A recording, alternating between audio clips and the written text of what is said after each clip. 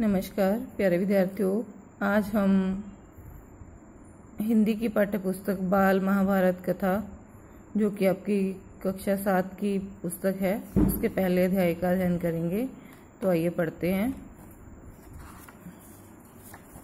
महाभारत कथा।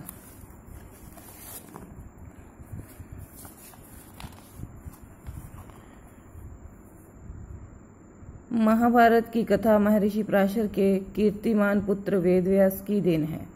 तो सबसे पहले इसमें ये बताया गया है कि महाभारत जो है वो किसने लिखी? महर्षि वेदव्यास ने। तो महर्षि वेदव्यास के पिता का क्या नाम था? महर्षि पराशर था। ठीक है। व्यास जी ने महाभारत की यह कथा सबसे पहले अपने पुत्र शुकदेव को कंठस्थ करवाई थी। कंठस्थ करवाने का मतलब होता है बच्चे याद करवाना, यानी उन्होंने अपने पुत्र को महाभारत की इतनी बड़ी जो कथा है वो याद करवाई थी और बाद में अपने दूसरे शिष्यों को भी याद करवाई। मानव जाति में महाभारत की कथा का प्रसार महर्षि वैशंपायन के द्वारा किया गया।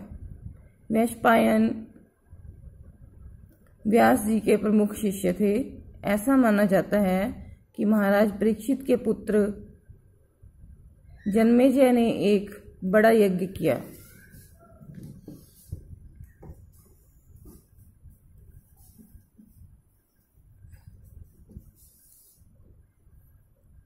इस महायज्ञ में सुप्रसिद्ध पौराणिक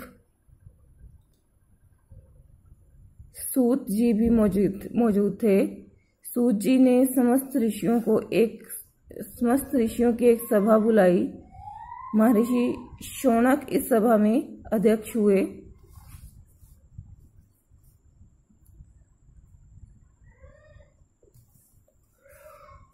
सूत जी ने ऋषियों की सभा में महाभारत की कथा प्रारंभ की कि महाराज शांतनु के बाद उनके पुत्र चित्रांगद हस्तिनापुर की गद्दी पर बैठे थे। उनकी अकाल मृत्यु हो जाने पर उनके भाई विचित्रवीर्य राजा हुए। उनके 2 पुत्र हुए, धृतराष्ट्र और पांडु। बड़े बेटे धृतराष्ट्र जन्म से ही अंधे थे, इसलिए उस समय की नीति के अनुसार पांडु को गद्दी पर बैठाया गया। पांडु ने कई वर्षों तक राज्य किया। उनकी 2 रानियां थी, कुंती और माद्री। कितनी रानियां थी? 2। कौन? कुंती और माद्री। कुछ समय राज्य करने के बाद पांडु अपने किसी अपराध के प्रायश्चित के लिए तपस्या करने जंगल में गए। उनकी दोनों रानियां भी उनके साथ ही गई। वनवास के समय कुंती और माद्री ने 5 पांडवों को जन्म दिया। कुछ समय बाद पांडु की मृत्यु हो गई। 5 अनाथ बच्चों को वन के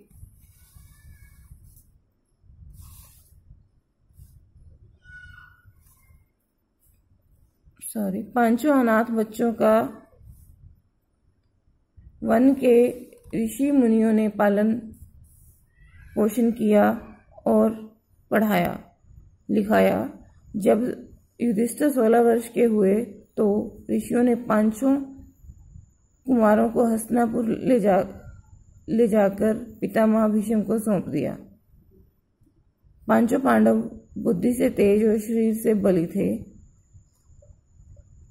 उनकी प्रखर बुद्धि और मधुर स्वभाव ने सबको मोह लिया था।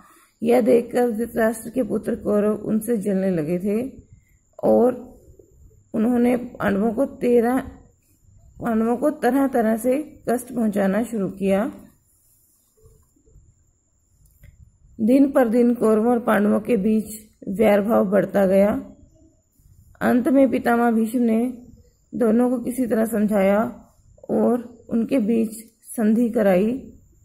भीष्म के आदेशानुसार कुरु राज्य के 2 हिस्से किए गए। कौरव हस्तिनापुर में ही राज करते रहे और पांडवों को एक अलग राज्य दे दिया गया जो आगे चलकर इंद्रप्रस्थ के नाम से मशहूर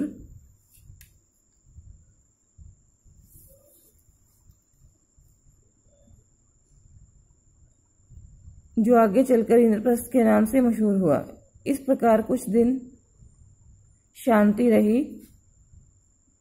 उन दिनों राजा लोगों में चौसर खेलने का आम रिवाज था। राज्य तक की बाजियां लगा दी जाती थी। इस रिवाज के मुताबिक एक बार पांडवों और कौरवों ने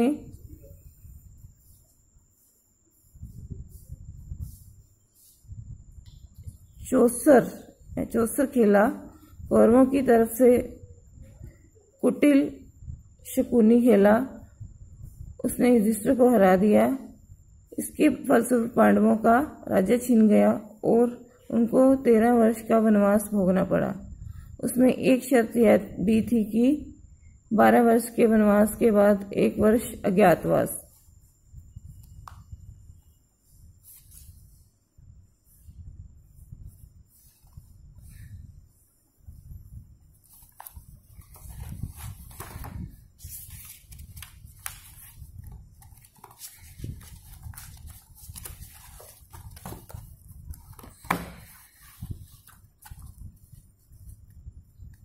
अज्ञातवास करना होगा।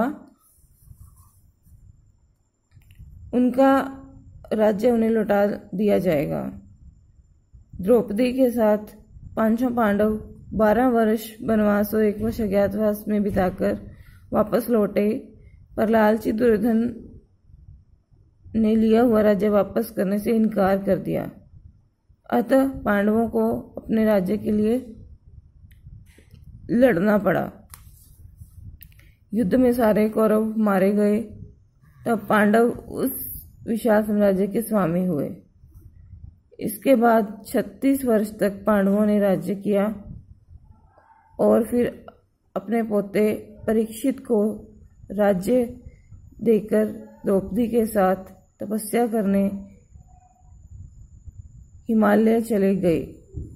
संक्षेप में यही महाभारत की कथा है। तो हमने आज आपकी बाल जो महाभारत है उसके पहले अध्याय का अध्ययन किया। उम्मीद करती हूँ आपको समझ आ गया होगा और इसके जो प्रश्न उत्तर हैं हम आगे आने वाली कक्षा में करेंगे। आज की कक्षा में इतना ही। धन्यवाद।